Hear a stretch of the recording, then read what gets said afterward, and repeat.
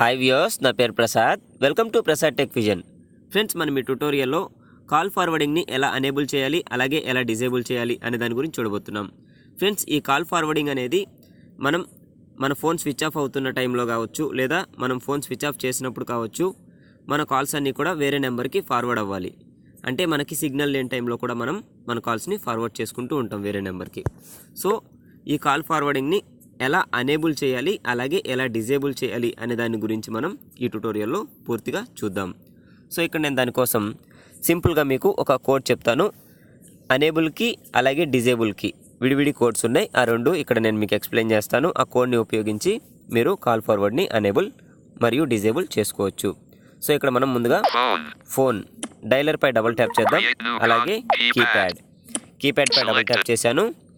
అలాగే ఇక్కడ నేను చెప్పే కోడ్ని ఎంటర్ చేయండి. ఫస్ట్ కాల్ ఫార్వర్డింగ్ని ఎనేబుల్ చేయడం కోసం చెప్తున్నాను. ఇక్కడ నేను చెప్పే కోడ్ని ఎంటర్ చేయండి. Star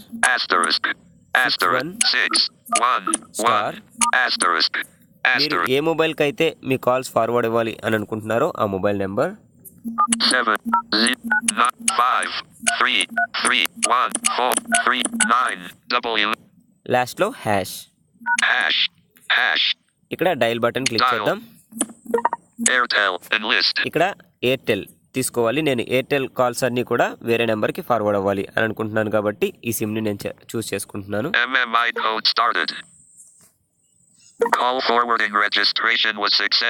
call registration forwarding is successful అని ఒక పాపప్ వచ్చింది మనకి.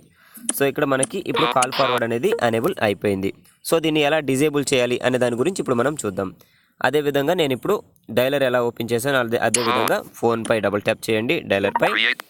అలాగే కీప్యాడ్పై డబుల్ ట్యాప్ చేయండి. ఇక్కడ నేను చెప్పే కోడ్ని ఎంటర్ చేయండి. Hash 002 hash. సో ఇక్కడ మరొకసారి డయల్ చేయండి.